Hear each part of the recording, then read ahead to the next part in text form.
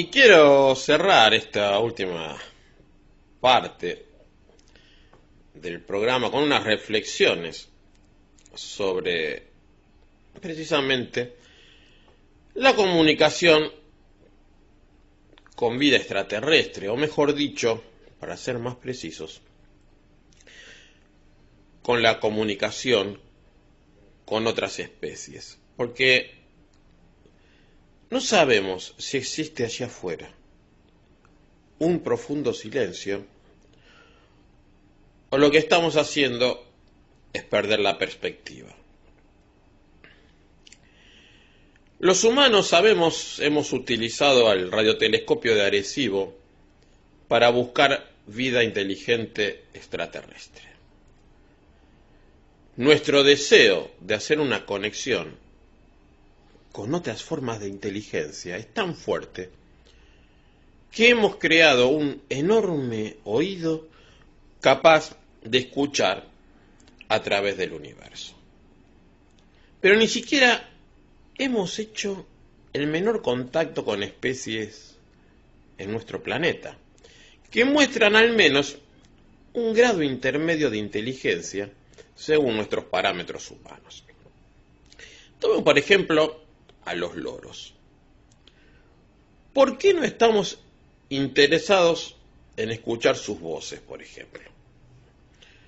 Es una especie no humana capaz de comunicarse con nosotros. ¿No es exactamente lo que los humanos estamos buscando? ¿No deberíamos buscar en nuestra casa antes que mirar tan lejos? El universo es tan vasto que seguramente la vida inteligente debe haber surgido muchas veces. El universo también es tan antiguo que incluso una especie tecnológica habría tenido tiempo de expandirse y llenar la galaxia. Sin embargo, no hay señales de vida en ninguna parte excepto aquí en la Tierra. Los humanos llamamos a este gran silencio la paradoja de Fermi. Una solución propuesta para esta paradoja es que las especies inteligentes intentan activamente ocultar su presencia para evitar ser blanco de invasores hostiles. Si fuéramos miembros de una especie que casi se ha extinguido por culpa de los humanos, podríamos afirmar que es una estrategia sabia. Tiene sentido permanecer callado y evitar atraer la atención, al menos como una precaución por lo que nos pudiera suceder. A la paradoja de Fermi, entonces, se le denomina a veces el gran silencio, o como decía él, ¿en dónde están todos? El universo debería ser una cacofonía de voces, pero en cambio es desconcertantemente silencioso. Algunos humanos teorizan que las especies inteligentes se extinguen antes de que puedan expandirse al espacio exterior. Si están en lo cierto, entonces la paz del cielo nocturno es como el silencio de un cementerio. Pero de nuevo, tomemos por ejemplo a los loros. Cientos de años atrás, los loros eran tan abundantes que muchos bosques resonaban con sus voces. Ahora casi los hemos extinguido. Pronto ese bosque puede ser tan silencioso como el del resto del universo. De hecho, hay un caso muy interesante de un loro gris africano llamado Alex, que era famoso por sus habilidades cognitivas, famoso entre los humanos, ¿no? Quiero decir. Y había una investigadora humana que pasó 30 años estudiando a Alex y descubrió que no solo conocía las palabras para las formas y los colores, sino que también entendía los conceptos de forma y color. Muchos científicos al principio se quedaron escépticos de que un ave pudiera captar conceptos tan abstractos. A los humanos nos gusta pensar que somos únicos, pero finalmente se convencieron de que Alex no solo estaba repitiendo palabras, sino que entendía lo que le estaban diciendo. De todos los especímenes, Alex fue el que estuvo más cerca de ser tomado en serio como un interlocutor por los humanos. Alex murió de repente, cuando todavía era relativamente joven, y la noche antes de morir le dijo a la investigadora: pórtate bien, te amo. Si los humanos estamos buscando una conexión con una inteligencia no humana, ¿qué más podemos pedir? Cada loro tiene una llamada única que usa para identificarse. Los biólogos se refieren a esto como la llamada de contacto. En 1974, los astrónomos utilizaron Arecibo para transmitir un mensaje al espacio exterior destinado a demostrar su inteligencia. Esa fue la llamada de contacto humana. En la naturaleza, los periscos llaman a otros por su nombre. Un ave imita la llamada de contacto de otra para llamar su atención. Si los humanos alguna vez detectamos que el mensaje de Arecibo se envía de vuelta a la Tierra, sabremos que alguien está tratando de llamar nuestra atención. Los loros son aprendices vocales. Pueden aprender a hacer nuevos sonidos después de haberlos escuchado. Es una habilidad que pocos animales poseen. Un perro puede entender docenas de órdenes, pero nunca hará otra cosa sino ladrar. Los humanos somos también aprendices vocales. Tenemos eso en común con los loros. Entonces, los humanos y los loros compartimos una relación especial con el sonido. No solo cantamos, nosotros pronunciamos, enunciamos, y quizás es por eso que los humanos construimos Arecibo de esa forma. Un receptor no tiene que ser un transmisor, pero Arecibo era ambos. Era un oído para escuchar y una boca para hablar. Los seres humanos hemos vivido junto a los loros durante miles de años y solo recientemente hemos considerado la posibilidad de que puedan ser ellos inteligentes como nosotros. Supongo que no podemos culparnos. Un loro puede pensar que los humanos no somos muy brillantes. Es difícil dar sentido a un comportamiento que es tan diferente al de uno. Pero los loros seguramente son más similares a los humanos de lo que cualquier especie extraterrestre podría serlo. Y los humanos los podemos observar de cerca, podemos mirarlos a los ojos. ¿Cómo esperamos reconocer una inteligencia alienígena si todo lo que intentamos hacer es escuchar desde cientos de años de luz de distancia? No es coincidencia que aspiración signifique tanto la esperanza como el acto de respirar. Cuando hablamos, usamos el aire en nuestros pulmones para dar a nuestros pensamientos una forma física. Los sonidos que hacemos son, al mismo tiempo, nuestras pretensiones y nuestra fuerza vital. Hablo, luego existo.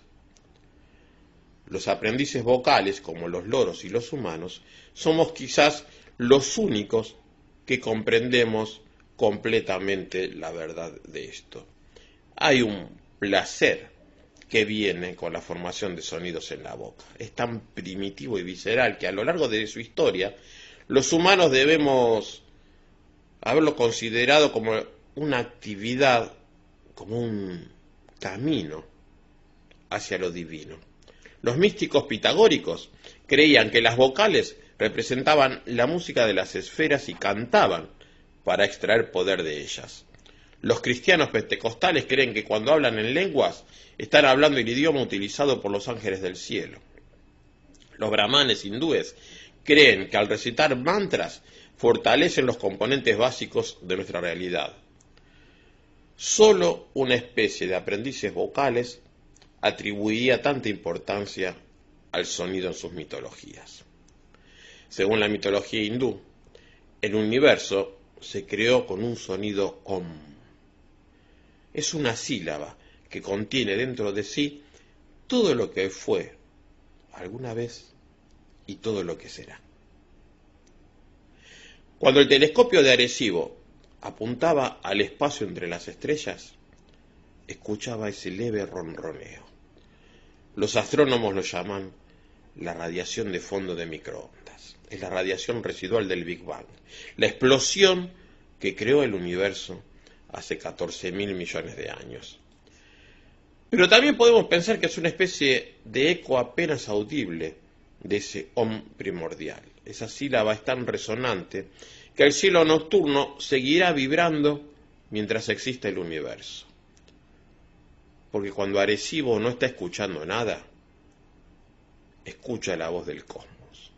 Y los loros tal vez tengan sus propios mitos. Son seguramente más simples que la mitología humana, pero creo que los humanos los disfrutaríamos si nos molestáramos en entenderlo.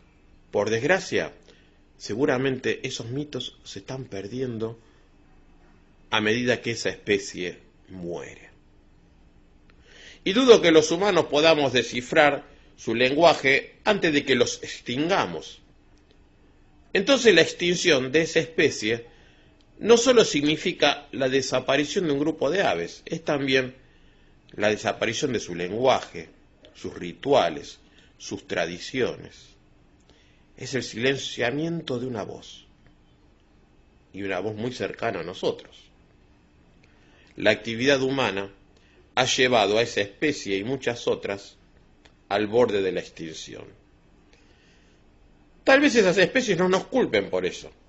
Tal vez lleguen a comprender que no lo hicimos maliciosamente, simplemente lo hacemos porque no les prestamos atención.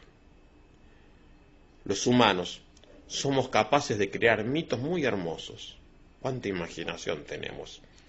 Quizás a eso se debe que tenemos aspiraciones tan grandes. Por ejemplo, Arecibo. Y cualquier especie que pueda construir una cosa semejante debe tener grandeza, pero los loros y muchas otras especies probablemente ya no estarán aquí por mucho tiempo más y por nuestra culpa. Es probable que mueran antes de que llegue su tiempo por nuestra propia culpa y que las unamos a ese gran silencio que observamos en el cosmos. Pero antes de irse, nos están enviando un mensaje a la humanidad. Y no necesitamos al radiotelescopio de Arecibo para poder escuchar.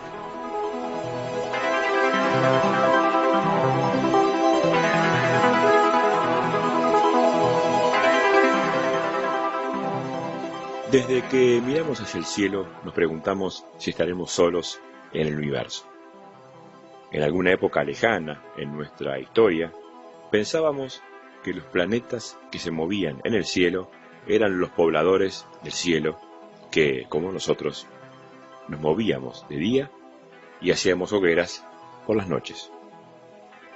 Primero con los telescopios y luego con los radiotelescopios seguimos queriendo saber si estamos solos o no en nuestro sistema solar, en nuestra galaxia y en otras galaxias. Y como si esta soledad no fuera suficiente, en este 2020 tuvimos que lidiar con la soledad como nunca antes. Fue en este 2020 donde Ottmar Liebert nos propuso en su disco Vision 2020 que la soledad también puede imaginarse como si estuviéramos simplemente en una isla, solos, pero rodeados de vida a punto de ser descubierta. Y que en nuestra búsqueda no la tenemos que pasar necesariamente mal. Espero que les haya gustado esta reflexión. Para cerrar el programa número 515 de Desde el Sur, Explorando el Cosmos. Con esto nos despedimos, sin antes decirles que observen y disfruten de la vida que tienen alrededor, no dejen de observar, y muy buenos cielos para todos. Hasta la próxima.